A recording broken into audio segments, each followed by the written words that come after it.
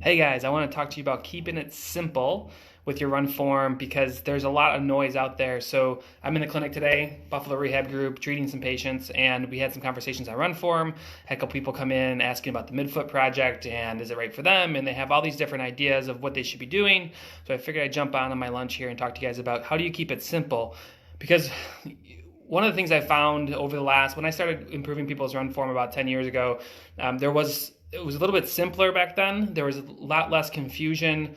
And while I think a lot of the drills and things weren't working as well as I could have, and we built this process up, there's a little bit difference from 10 years ago improving your run form to right now. And the main thing is just the amount of data and gadgets that you can possibly have. So we had a runner, if you imagine, came in today. We're just kind of finishing up with them on struggling. They were struggling with some knee pain. We're finishing up, about to kick them back out into the world. And they were talking about changing their run form. And one of the things that they do is they brought up something that a lot of runners bring up. They have a Garmin, and they were asking about cadence. They were asking about step length. They were asking about all these different things. And I just said, I think that the key thing you have to realize is that you can get really confused pretty quick on trying to improve your run form when you have all this data coming in. You don't really know what it means. You don't know what normal is.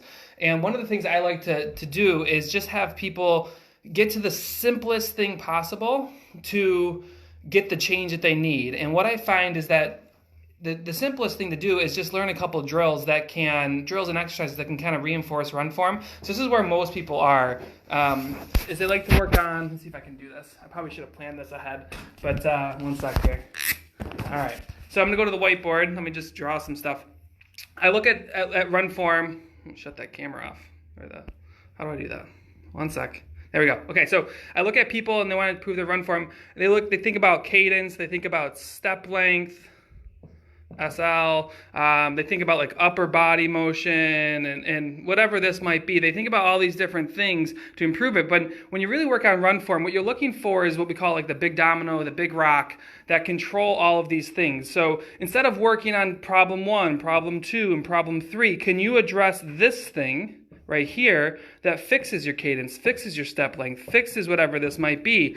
And that big thing I want to talk to you about is where your foot hits the ground in relation to your body, what the knee position is, because if you can fix that, that's how you're going to get the maximum benefits. So let me show you how most people run. I didn't plan this out very well. So when most people run, I'm just going to see if I can do this quick. I'm about to break something in here. All right, so this isn't perfect. I'm probably like, oh God, here we go. Okay, so when most people run, they like to run and they like to have that knee perfectly straight. So if I'm pushing down on this leg, it doesn't really go anywhere. And if I stand it up perfectly straight, as soon as that knee goes straight, you've lost all shock absorption. You lost everything that you can do for your run form. And if you look at how the hip back here is behind the foot, that just causes this whole thing to want to fall forward. So what you want to do and be focused on, I'm really failing you guys, is you want to be focused on getting that shin to land as vertical as possible.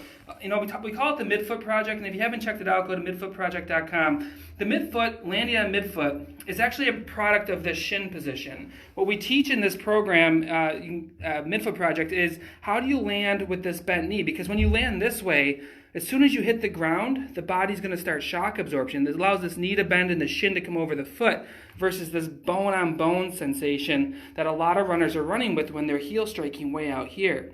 So instead of focusing on, let me just go back to this. Oh boy, that's not it. Okay, here we go.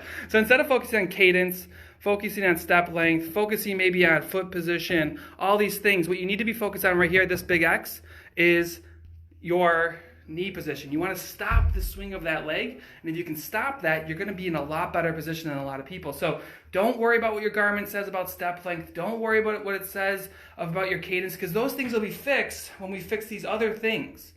So just learn how to get the foot down a little bit sooner, learn how to get a nice vertical shin on landing, improve your shock absorption, improve or lessen the braking forces so you can run faster.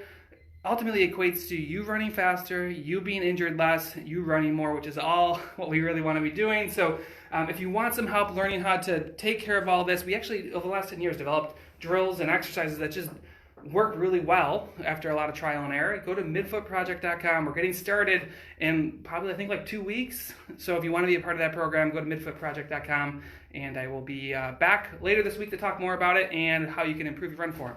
All right, bye guys. Have a great day.